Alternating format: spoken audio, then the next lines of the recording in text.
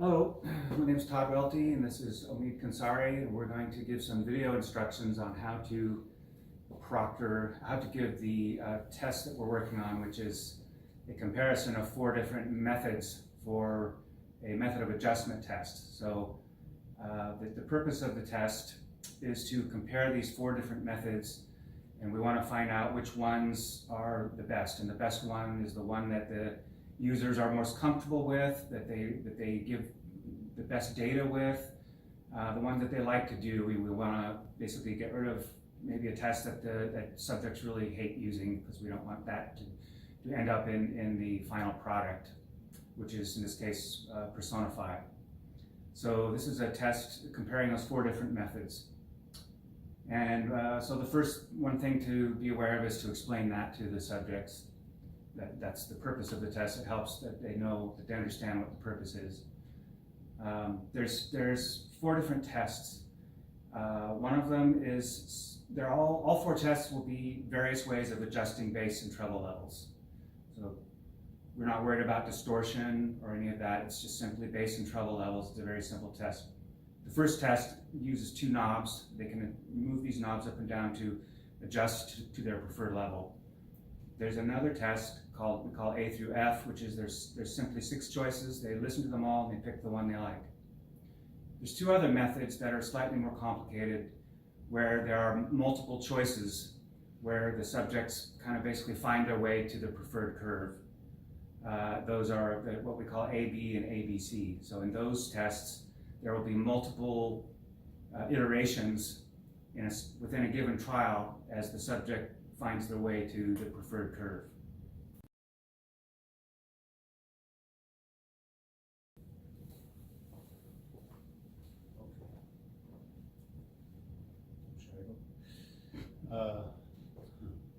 Okay, to get this test started, first make sure the surfaces, the Microsoft Surface tablets, are fully charged, or at least they're connected to the power cable, the one. You can see the LED here that is on.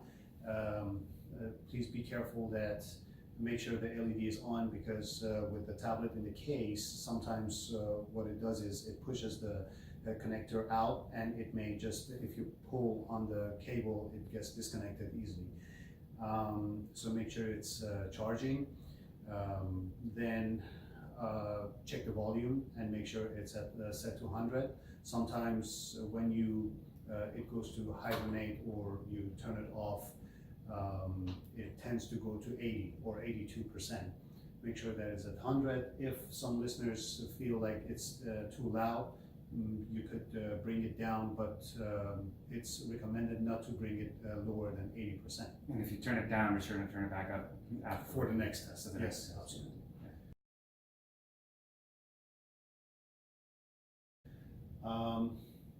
Then obviously the headphone setup that we sent along with the tablets, you connect these 2 connectors. One is USB to power up the MEMS, and the other one is the 3.5 jack. And then this is the switch box. It's a little bit different than the one that we sent, but it's very similar. Left to right, it's marked already. You can measure 1 channel at a time. So we usually start with the left, and then which is on the right. Yeah, on this one, yeah. but on those ones, yeah. Correct. So you ask the listener to, of course, sit down and place the headphone on their head, and then Proctor usually makes sure that when they put the headphone on, it's the headband is open, and the left is on the left side, not the other way around. And then they put the headphone on, and then they retract these bands, and then they basically get a good fit. And if they're wearing glasses or other, let's say, earrings or anything, you may see some leakage, which you're going to measure later. But make sure that the hair is pulled back. Maybe make sure that this is not out of alignment. It's completely resting against the head. And that's about it. Then you hit measure, and then first it runs the noise floor, and the second is actually the signal. And obviously I'm not getting any seal because it's open. If you see this curve landing on the red zone, it means you have to check your equipment. Maybe there's a problem with powering the MEMS or something else. You're not getting a strong signal. Sometimes especially it is very important that you check the volume to be at 100% for this purpose. Otherwise the whole thing will not be accurate. Then you can clear it, and then if I'm just going to demonstrate. Yes. Yeah. Do you want to actually? Yeah. So Todd is going to be our subject for now.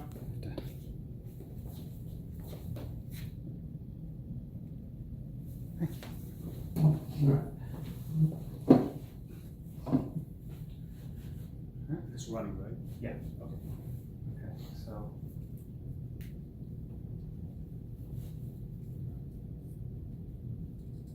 Actually already right for me. Just basically want to maybe push a little bit. Don't try not to touch these buttons. You don't actually need to turn this headphone on. It's going to be running the passive mode. You want to not put your fingers on any of the buttons. On the sets that we sent, there's a tape over the power button, so don't be you don't need to be worried about that. So also be careful with these wires. Usually try to get the headphone on from the bottom so that the wires don't get tugged to any of your shirt buttons or anything else. So that's the first fit, and I'm going to run the measurement. Again, first is the noise floor. And we can see it's a pretty good seal. It lands at 90 and it's in the green zone, so it's good. Then I switch to right channel, and then I remeasure. You don't need to clear, you can just remeasure. I'm gonna make a leak. So he's intentionally creating leak, and you can see that it's a huge roll-off. That's extreme case. So I would take I would leave this here alone since it worked, and I would take this one and move it around a little bit, try to get a better seal. If he was wearing glasses, maybe if the subject can take the test without the glasses, that's recommended. If not, push on the headphone cup, because these are memory foam cushions and they seal over the glasses. So let me run them again.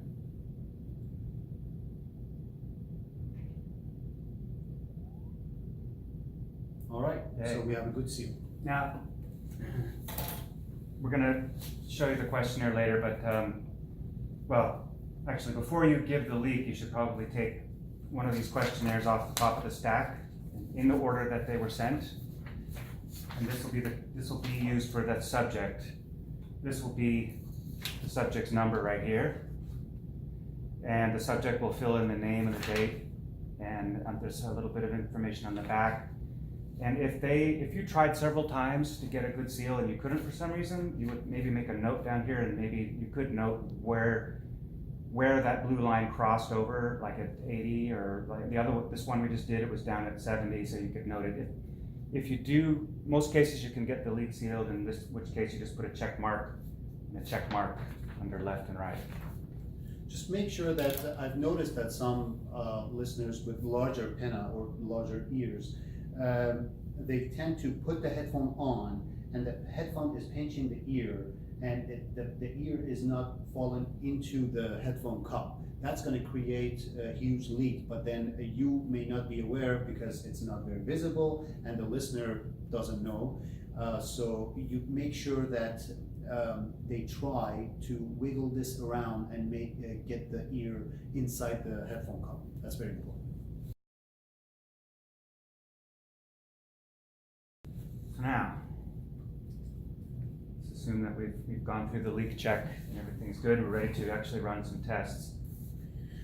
Now, you can let this run in the background. You don't need to necessarily close it, so you can just minimize it. And then what you will see here is only the desktop with all these 5 apps or shortcuts to the test files. First one would be the leak check. So it's open already. So at this point, the leakage is tested and subject is good to go. You minimize this, you don't need to necessarily close the app or the patch. And then based on the order of, this is very important, this order of A, B, C, D, the number of the test is unique for each paper. And you're provided with a bundle of papers that are all randomized. So it's very important that you follow this number. For example, for number 8, we have. When you run a test, when you get a new subject, grab a sheet off the top. This is in a particular order that was sent to you. So just grab one off the top and use it for the next subject. So this is me, I'm number 8 here. And then the numbers for this specific run is 54, 55, 56, 53. So I'm gonna start with 54. You have all these 4 tests, 53, 4, 5, 6 here. I'm gonna double click on number 54 based on test number A order here. And then you gotta let it open. It sometimes acts a little bit slower. You gotta be patient with it. It asks for the WAMP server. You say yes, always say yes to that. And then this is how it goes. And then once it's running, you just maximize this main page. And then you go to listener number and pick the number from top right hand corner on your page, on your questionnaire. And you get the keyboard, hit 8 in this case, and then the listener is ready to go. Once you hit play, in 8 to 10 seconds, sometimes it varies, it takes time for the song to start playing. When you enter into 8, you actually can't just directly hit play yet. You have to hit it twice or click outside before it becomes active. Yes. You'll figure it out. So in this case, I'm starting the test for Todd, and it hasn't started yet. You have to kind of be close to hear the music goes, and now it started. And then Todd is going to go between A, B, A, and then he selects, okay, A is his favorite, then hits next, and then goes to the next trial. Yeah, you can pause it at any time if you want to Yes. talk to the subject. Also, I don't know if you mentioned this, but we recommend for listeners not to take the headphone off in case they have a question or they want to mention something. You probably have to mention to them in the beginning before they start the test that if there is any issue, just pause and then call us over. Not take the headphone off, because otherwise you have to run that leakage patch again. Another thing is, this is kind of a little bit more rare, but we've had people try to load their own tests. So if you think of it, just mention that we load the tests. We do everything except the tests. They Especially do the test. people who are familiar with Macs in general, they see these numbers and they say, okay, I'm done with this, I'm going to run the other one. Then when the subject is done with that specific test, then you go to keyboard again, you hold control while hitting Q, and then that patch is closed, and then you go to the next 55 and run it, and so forth. Now in this case, I'm going to just run. Be sure and mark it complete as you go, so you can keep track of which ones you've done. You just put a little mark. Yeah. Yeah. And I'm running the patch that represents the test for 2 knobs. Again, maximize, and this is the 2 knobs. Sometimes it's the first test, sometimes second, depends on how they're randomized.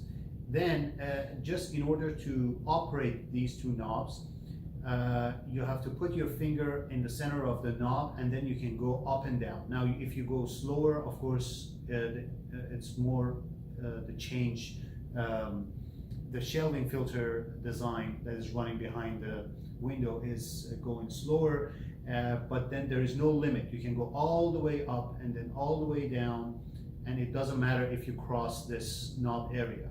Then for fine tuning, Todd has arranged these arrows to go just digit by digit increment? They're, I don't know if 1 dB per click? Something like that. It's fine tuning, and they could use this if they only want to use this. They can. It takes a little longer, but they can get there. Right. So this one actually explicitly tells them that it's bass and treble, but in all of the tests we're adjusting bass and treble, but in this test they actually see that so that they know what these knobs do. I remind you again, we thought we don't want the listeners to be fixated on getting down to the point, 1 dB of their sound quality preference, because we don't want them to waste a long time to get tired of the app, so that by the time that they get into the 4th test, they're tired already, and they may not prefer it because, not because they didn't like it per se, but because they're just tired, they want to be done with the test. So the general guideline would be something like 20, 25 minutes average. Shouldn't take longer. I mean, every once in a while you'll get one person who'll sit there for 45 minutes and let them do it, that's them. But your typical person should take 20, 25 minutes. And then you'll also get 1 or 2 that'll go through real quick, but that's still up to them. But just to give you an idea, 20 to 25 minutes should be sufficient. And because of the fact that before they start, they were told about the main objective of the test, they should have that in mind, so that by the time they're done completely, they know how to rank these 4 tests. Okay, yippee! I just finished my last test. Woohoo! Now you can control Q. If your keyboard is on, these keyboards, by the way, there's a little power switch here. Do it that way or whichever way. So the subject has finished the last test. You mark off the last one. Now they've still got this questionnaire, and this is really important. This is probably one of the most important things is to get their opinion of these different tests right after they've taken it, so that it's fresh in their mind. So they're going to just go through and do this questionnaire. It's really quick, shouldn't take them more than a couple minutes to do it, but we're very interested in their opinions of these tests. So make sure that the name and date is filled out, and that they fill this. And then there's also a little thing on the back, age, gender, and listening experience. If there's any reason why you can't gather this data, like in Germany, for example, or whatever it is, then that's fine. But if you can get this information, that would be very useful. And then once they're done, then you just need to thank them and move on.